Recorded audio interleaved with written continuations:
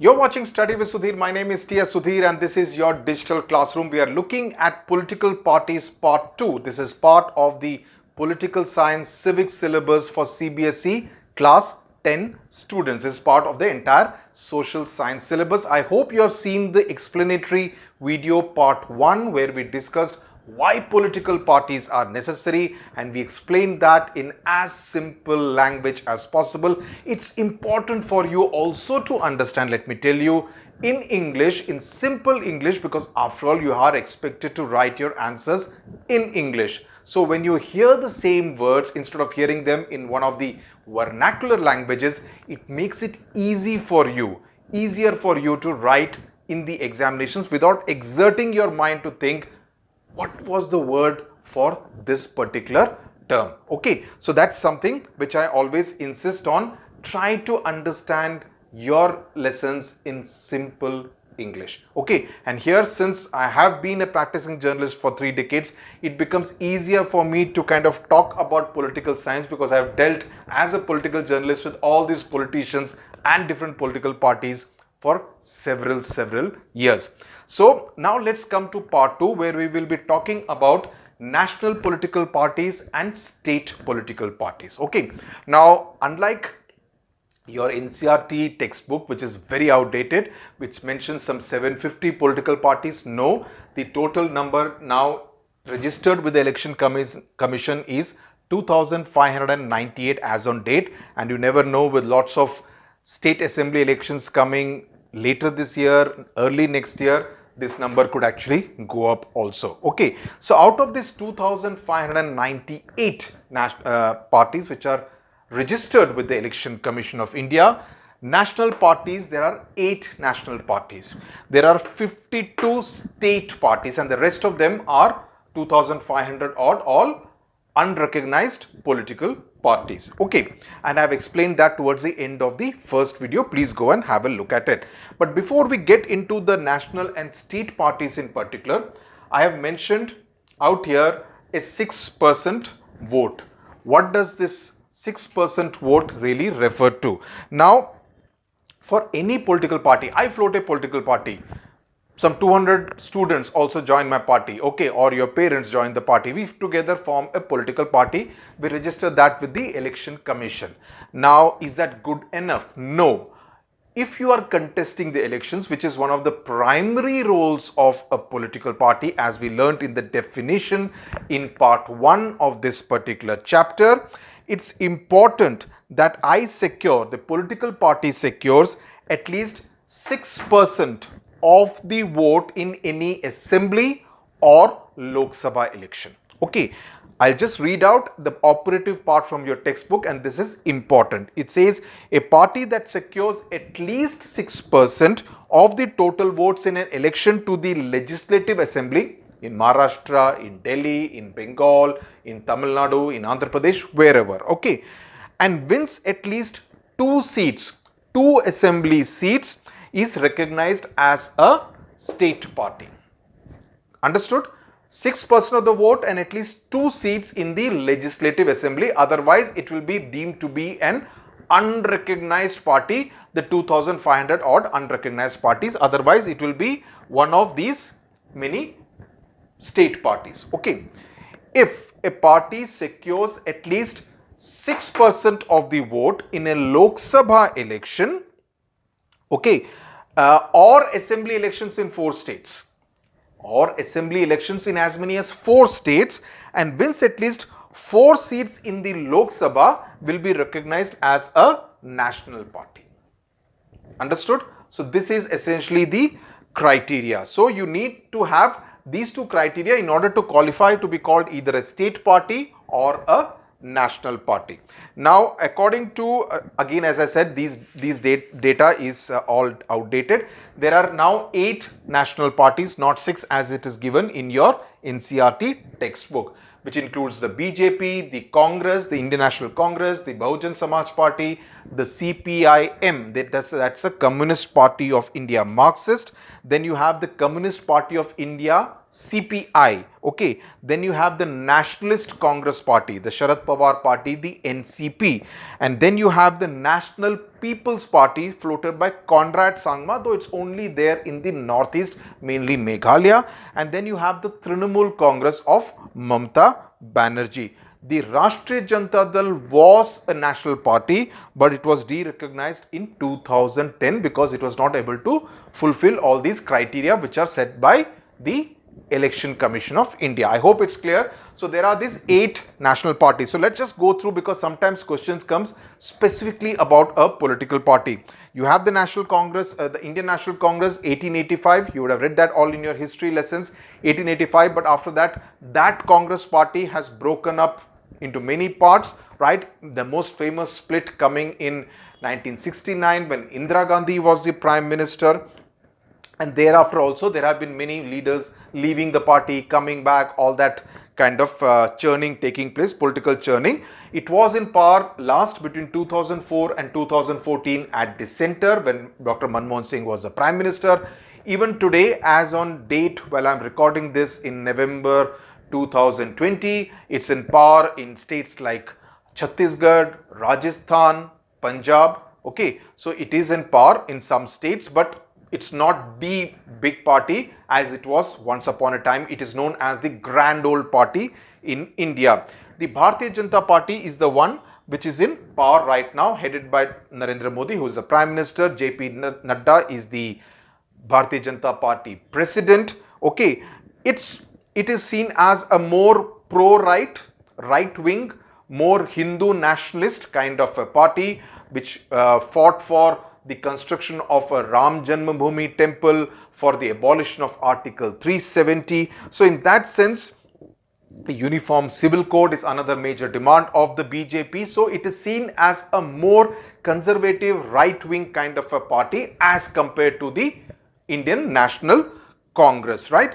Initially, in fact, in the 80s and the 90s when Vajpayee, Atal Bihari Vajpayee and LK Advani were at the helm of affairs, it was seen as a more urban kind of a party, but over a period of time, especially under Modi and Amit Shah, it has kind of grown and now it's in power in several states of India, Karnataka, Gujarat, you have Haryana, you have Uttar Pradesh.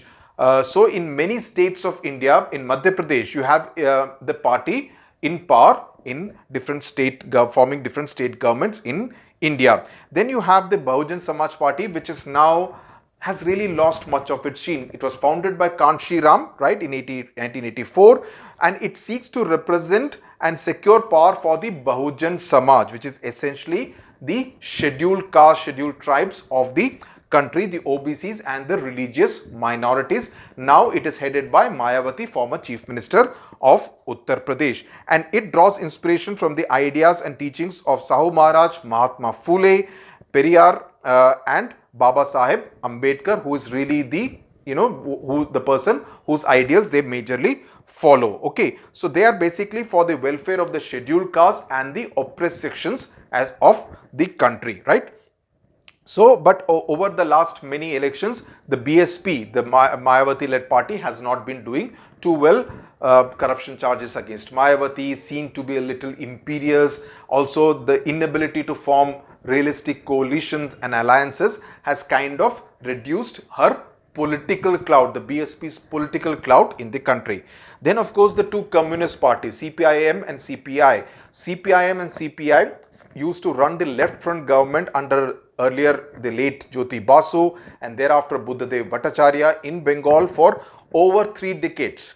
For over 33 years, if I remember right, they ran the government in Kolkata, right? Till Mamata Banerjee came and smashed the citadel in 2011, I think. Yes. So, it believes in Marxist policies, Leninist policies, and essentially supports socialism, secularism and democracy, and is opposed to a more capitalist kind of a culture, right? Which the Congress and the BJP are more, in favor of industries, whereas the CPIA, CPIM are more in favor of domestic industries, agro-based, cottage industries, and not the big capitalists running the roost. So they are against, FDI, foreign direct investment, foreign capital coming in. They protest against American imperialism. So that's a kind of a background, political background. Parties like the CPIM and the CPI. In fact, it was initially the CPI. In 1964, the CPM was formed when the CPI broke into two parts, and CPIM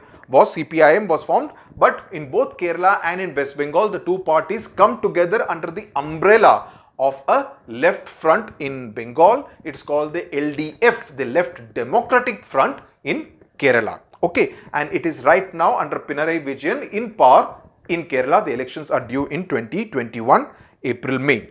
Okay, then you have the Nationalist Congress Party of Sharad Pawar. Now, Sharad Pawar was the youngest chief minister of Maharashtra. Then he formed the Congress S, and then he formed the NCP in the 1990s when he broke away from the Congress party on the question. I mean, he opposed Sonia Gandhi's leadership, saying that she is not an Indian, her Italian roots, etc. So now again, though the NCP and the Congress are together in power in Maharashtra at the moment, along with the Shiv Sena, Sharad Pawar was also part of previous governments in Delhi. He was defense minister, etc., defense minister, agriculture minister, etc. So mainly their presence is mainly in Maharashtra because Sharad Pawar hails from that state. Also a few states like Assam and Manipur, also they have some kind of presence. Then you have the National People's Party. Conrad Sangma, of the earlier Lok Sabha Speaker P.S. Sangma, had founded this party, mainly strong in Meghalaya. It's a little bit of a surprise why they are recognized as a national party,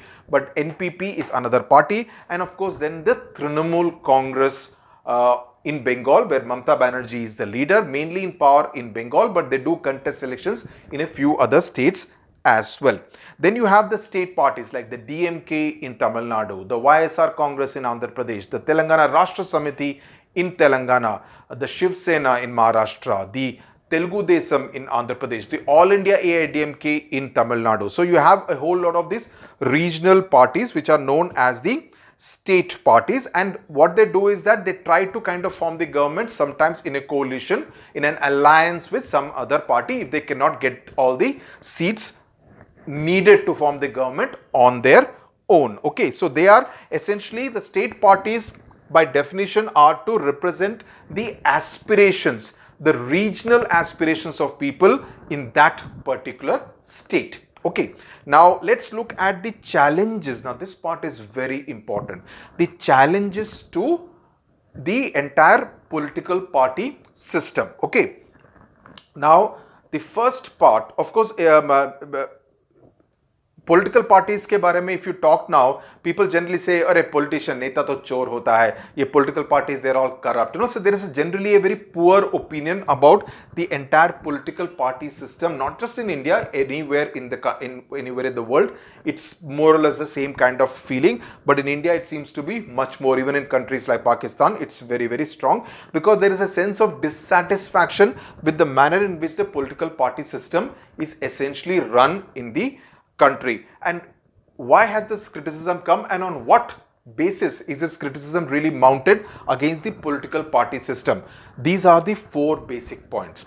The first is lack of internal democracy. Do leaders and members and followers within the party have the ability and the forum in order to say, I am not happy with this policy that is framed by this particular party. I am not happy with the position taken by our party on this particular issue, right? Is there enough internal democracy, or does it happen that whenever anyone raises a point of dissent against the leadership of the party, that particular person is shown the door? Disciplinary action is taken, or is given a show cause notice, or is given a memo, or thrown out of the party, or suspended out of the party for 6 years. That also happens. Anyone of you who follows politics will know that very well. So there is a tendency, and this happens why? Because there is a tendency to concentrate power. Concentrate, because political parties ka main ye kya hai? The whole thing is for power. Okay, power. So there is a tendency to concentrate all the power in a few people, in a coterie around the leadership. That leadership को कोई कुछ पूछ नहीं सकता. Now the main criticism against the Congress party, for instance, is that people are not allowed to criticize the Gandhi family, right? Even in the BJP, that criticism has started coming, that nobody can criticize Narendra Modi or Amit Shah, right? So that kind of criticism, and even in different state parties, at TRS you cannot criticize Chandrasekhar Rao, in Telugu Desam you cannot criticize Chandrababu Naidu. So that kind of criticism is always there. Can you dare to criticize Mamata Banerjee and continue to be in the Trinamool Congress? Impossible, next to impossible. So that is what really is meant when you say there's a lack of internal democracy, that the leadership should be open to the idea of saying that, okay, he has a different opinion from me, he's criticizing me, but let me listen to him, maybe he has some point which I can also incorporate into this particular policy decision that I have announced. Okay, so that is the first point. The second point is dynastic rule. ये तो मालूम होगा आपको, which essentially means family parties. Of course, the maximum criticism is mounted against the Congress party that, come what may, the Gandhis are in power within the Congress party, right? Without the Gandhis, there is no Congress party. Even when Dr. Manmohan Singh was Prime Minister, people used to say that the remote control is with 10 Janpath with Sonia Gandhi, right? Even with many regional parties, Samajwadi Party, Mulayam Singh Yadav, Akhilesh Yadav, Dimple Yadav, Ram Gopal Yadav, the entire Yadav Parivar. Telangana Rashtra Samiti, K. Chandrasekhar Rao, K. T. Ramarao, Kavita, Harish Rao, Santosh Kumar, all within the family. Telugu Desam, N. T. Ramarao, Chandrababu Naidu, Lokesh, grandfather, son-in-law, grandson. So in every party, Shiv Sena, Bal Thackeray, Uddhav Thackeray, Aditya Thackeray, right? JDS, H.D. Devegowda, H.D. Kumaraswamy, H.D. Revanna, their grandsons Prajwal, everyone becomes part of this thing. DMK, Karnanidhi, Stalin, and now Udayanidhi Stalin. So every party follows a family rule. It's all Parivarvad, which happens in most parties, and a dynastic rule. If I am a politician, my constituency should be represented by my son or daughter or son-in-law or daughter-in-law after me. So you don't allow others to also come through a proper process. So if my father was not an MP or an MLA, can I never aspire to represent that particular constituency? It should not idly happen, but that's what happens to a large extent in many parties and in many constituencies in India. That dynastic rule is actually encouraged. Okay, that becomes the order of the day, and that's a major challenge to the way the political party system continues and flourishes in India, right? So basically it's very unfair to people who don't have that kind of a political ticket. It's very much like Bollywood. After Sushant Singh Rajput suicide case, there was a whole debate about the outsider, right? Whether people who don't have any filmy connections, can they still break into the film industry? And Sushant Singh Rajput was seen as an outsider, right? Who still made it because of his talent, right? But many people are not able to do so. The same thing works even in the case of politics. The third big challenge is money and muscle power. Whether you have big money and whether you have the muscle power, the gundagardi wala power, in order to manage the show. And since elections in India have become an extremely expensive kind of an affair, obviously you need big money, and in order to handle and do a lot of dhandlebazi, you need the muscle power also. You need to also have the necessary lung power and muscle power to ensure that if there is any kind of opposition, your people should be able to go and beat up the opposition guy. That's why you see so much of violence taking place around the time of elections, on voting day and during the election campaign also, right? So that's what happens, and many rich people. And finally, the question is of meaningful choice. Now, whether political parties are really putting up candidates who are good enough to get your vote. All of you are going to vote as citizens of this great country in another 3 to 4 years from now, right? So whether you are having a meaningful choice in order to choose from, that is something very, very significant. Or is it that every political party is kind of fielding a criminal candidate, and you are actually choosing I think it was Bal Thackeray who famously said that you are essentially choosing between a thief and a robber, something like that, right? So you essentially are choosing the lesser of the two devils. That okay, this fellow has 4 cases against him, this fellow has 2 cases against him, so let me choose him. So it's become a choice like that. It's not a meaningful choice. That is another big challenge to the entire political party system. And on the whole thing of money, you also think about, it is big money. Even for a corporate election to a municipal corporation, the people spend obscene amount of money, 1 crore, 2 crores kind of money. Even though the limit set for a Lok Sabha or an assembly election is very meager, you spend crores and crores of money. Where does that money come from? The money comes from corporates, from industrialists, from real estate barons. So what you need to do is, once you get elected, you need to return the favor. If that industrialist has given me 25 crores or say 15 crore rupees to contest an election, he will expect that once I come to power and become the MP from the area or maybe become the minister in the cabinet, I will give clearance to all his projects in that particular area, even without environmental clearance, right? That is the quid pro quo, which is dangerous, and it is a big challenge to the entire political party system. It encourages corruption in a major way. Okay, now if these are the challenges, I hope you have understood till now. If these are the challenges, how do you make it better? How do you reform the entire political party system? So under the reforms, how do you reform it? Another big problem is that of defection. Let me do one thing. Let me come to funding of elections, because that will be linked to the point that I just now mentioned. The funding of elections, one of the ideas that has been mooted for a long time is कि state funding honi chahiye. What does it mean? That you and I, your parents and my money, the taxpayers' money should be used to fund the elections, right? Which according to me is not a great idea, because I would much rather prefer that my tax money is used to build a road, is used to build a drainage, is used to build a government school, is used to build a flyover, right? But if they do state funding of elections, because abhi kya ho raha hai, all the corporates are giving funding, and much of it is in a very non-transparent manner. If I am an industrialist, if I am giving money to X party, nobody will know, and especially now that this BJP government brought in the thing of electoral bonds, people will not even know who has given money to who. So tomorrow, if that dandlebaji happens, the quid pro quo that I mentioned, people will not know anything about the corruption. So the funding of elections is a major reform that is needed in this country.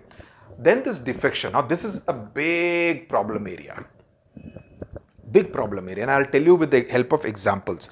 Now, when Rajiv Gandhi was Prime Minister in 1985, I think, in the 80s, mid-80s, when he brought in the Anti-Defection Law, I think it was brought in 85 if I'm not mistaken. He brought in the Anti-Defection Law. What does that mean is that if I am an MP or an MLA of a particular political party, if I want to kind of move out of the party and join another party, I can't do that unless 1/3 of that party actually decides to defect together. Then it can be seen as a split in the party, right? That is what was the Anti-Defection Law, which was brought in when Rajiv Gandhi was the Prime Minister of the country. But what happened as a result of that? What happened as a result of that is that now many people, with the help of the Speaker of the House, of the Assembly or of the Lok Sabha, turning a blind eye, are able to do that. It has happened in Karnataka, it has happened in Telangana, it has happened in Andhra Pradesh. What happens is that if I get elected on a particular party ticket, but within 3 months somebody gives me a bigger price, I decide that okay, let me go and get the money and join that party, maybe even become a minister in that particular ruling party government. It happened in Andhra Pradesh, where over 20 MLAs moved away from the YSR Congress to the TDP, the ruling TDP, and 4 of them became ministers, 23 MLAs to be precise. It happened in Telangana, where so many MLAs, 12 Congress MLAs, within months of getting elected on a Congress ticket, went and joined the Telangana Rashtra Samiti. So it has happened, and that, according to me, is a complete violation of the voters' vote, that I voted for you. thinking that you belong to this political party. I voted for you on the basis of the policies of that political party. Now within months, just because you have been elected, you go and join some other political party, nothing happens, you continue to be an MLA, even become a minister. By the time the case is settled in the courts, your term will be, your 5 years will be over, and that has also happened. So, in that sense, it is cheating the public, and this anti-defection law really needs a reform at this point in time. The second one is criminal cases. There are so many MPs and MLAs who are elected even despite having criminal cases against them. They are supposed to file an affidavit in which they announce it, but it doesn't matter. Candidates who fight the election from jail get elected in this country. We are such a great country. So even that happens. So these criminal cases also, now the Supreme Court has said that all the cases, corruption and criminal cases against elected representatives should be dealt with in a time-bound manner, and that is going to put a lot of people who are in positions of power today in a spot of bother. The third one is party elections. Party elections, again, some parties are very good with their party elections, but many of them are non-transparent. Unanimous elections take place. They are not elected. There are no candidates. The other candidates are not allowed to challenge the dynasty, and this is linked to the lack of internal democracy. So it's the same people who keep getting elected as party general secretary, party president, etc., etc. Then the fourth one is representation to women. There has been this demand that at least 1/3 of your tickets should be given to women, and so that you increase the representation of women in both the assemblies as well as the Lok Sabha. That hasn't happened because parties, when they select their candidates, they go by the winnability factor.